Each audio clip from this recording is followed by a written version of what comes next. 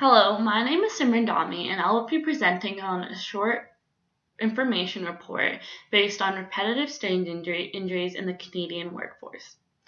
Repetitive strain injuries, also known as RSIs, are known as a family of injuries connecting tendons, tendon shields, muscles, nerves, and joints.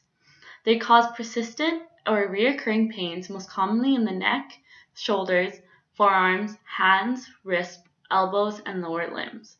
These injuries are caused by a variety of different circumstances, such as rapid movements, overuse of a particular area of the body, force, and holding postures in uncomfortable positions for a period of time that are constraining, unnatural, or constricted. First signs are often aches and pains, which, if not treated, can result in permanent damage and, in more severe cases, leaving the individual immobile for life. It is important to know that these injuries can occur in many different types of situations, including sports, which would include tennis elbow and golfer's elbow, as well as situations as simple as washing the dishes, gardening, or even playing an instrument. The topics discussed in this report, though, will be based more on RSIs in the Canadian workplace. These are the most common environments to develop an RSI. It is said that RSIs cost Canadian companies an estimated $26 billion annually, which just shows the severity of these injuries in the workplace. What are RSIs? RSIs in the workplace are most commonly associated with repetitive tasks, forceful excursions, vibrations, mechanical compressions, and sustained or awkward positions. Some common terms that are linked to RSIs include repetitive strain injury, repetitive motion injuries, repetitive motion disorder, cumulative trauma disorder, occupational overuse syndrome, and overuse syndrome. As you may have noticed, the common theme in these terms is repetitive, which is what the main cause of RSIs is: the repeating of the use of a body that affects the muscles, tendons, or other soft tissues. Some people do not understand the extent to how bad tasks as simple as typing on a keyboard or clicking a mouse can be. Hand movements such as these, repeated time after time for extended periods of time, which is exactly what happens in office-like setting workplaces, can strain the muscles and tendons in forearms, wrists, fingers, which can cause microscopic tears. When this occurs, the muscles contract, which leads to a decrease in the range of motion.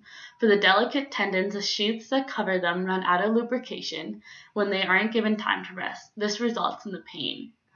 For the connection of RSIs to the nerves, it is linked that tendons becoming inflamed, and that results in the tendons pinching neighboring nerves, which leads to numbness, tingling, and hypersensitivity to touch. The repetition of this cycle can cause long-term chronic problems. Different types of RSIs in the workplace are tendinosynovitis.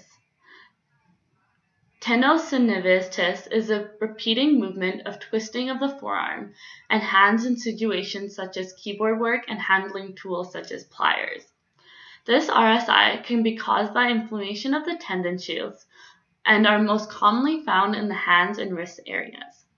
Without the rest periods for your tendons, the continuous movements and can deplete or produce poor quality of the lubrication that protects the tendons. This can lead to inflammation, which causes pain as well as a cracking sound that is also known as crepitus. Every symptom of this includes numbness, tingling, and painful movements. Other symptoms include pain in wrists and forearms continuing to elbows and shoulders, swelling in this area, and creaking sounds. Reasonable ways to deal with this is to rest the area as soon as the first symptom occurs and to not continue to irritate it, because this can cause long-term irreversible damage. The next type is tendinitis. Tendinitis is a strain, irritation, and inflammation of tendons caused by repeated and forceful movements. The tendon can be, in extreme measures, can eventually lock and prevent movement, with the muscle and bones becoming almost useless. The two types of tendinitis include rotator cuff tendinitis, which has an effect on the tendons, which are moving the shoulder and rotations of the arm inward and upward. Pretendinitis is the second tendinitis, which is known as the inflammation of the area surrounding the tendons and muscle junctions. The next style is carpal tunnel syndrome. Carpal tunnel syndrome includes repetitive finger movements, pinching or squeezing of fingertips, hand exertions with a bent wrist, excessive use of index finger, twisting the wrist, and overly tight gripping. In other words, it occurs when workers perform light but also repetitive movements, mainly of the wrists and fingers. When this activity happens, a narrow channel is formed of carpal bones.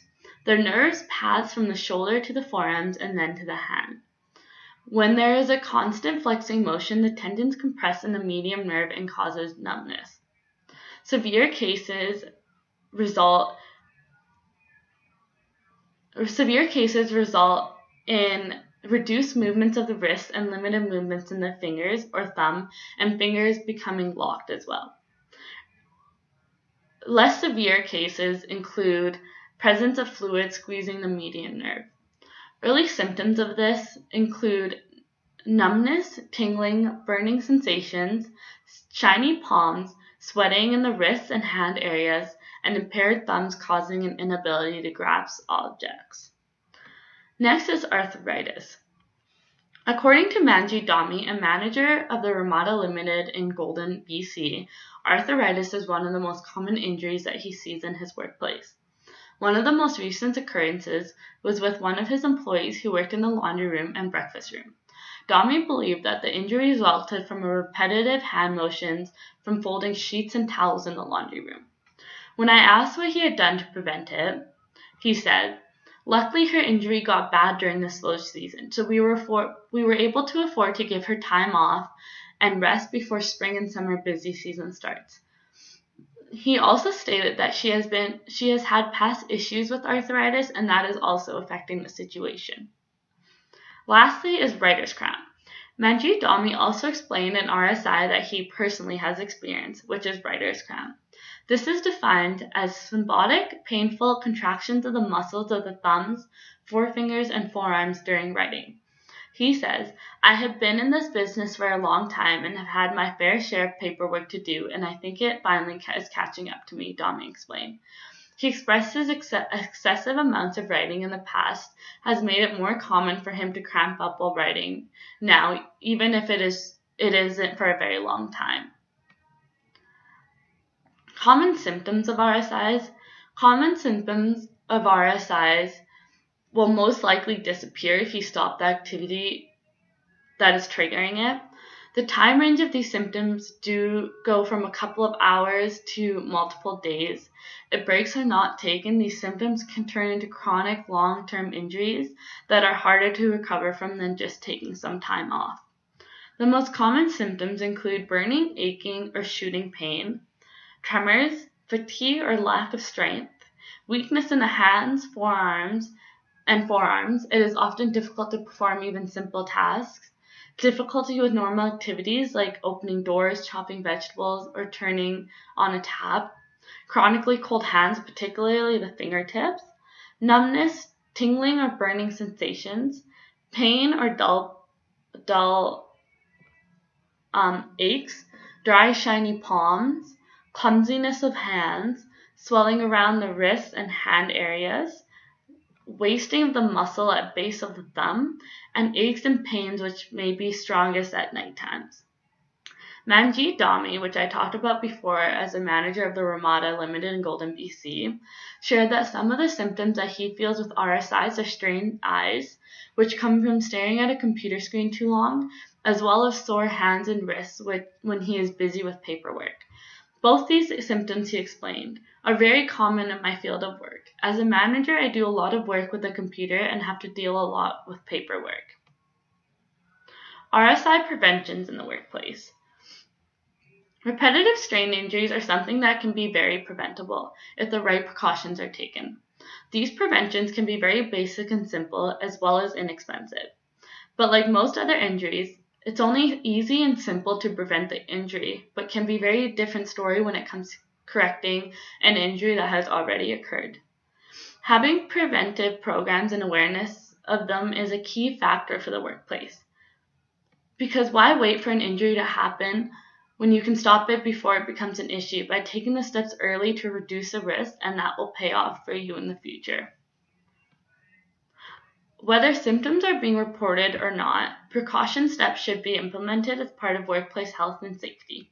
These steps include advising and training workers about RSI risk factors, encouraging workers to participate in health and safety programs through early reporting of RSI symptoms or concerns, identifying and assessing job-related RSI risk factors, put in place controls to reduce workers' exposure to RSI risk factors, follow up to make sure preventions are working and the measures are working correctly.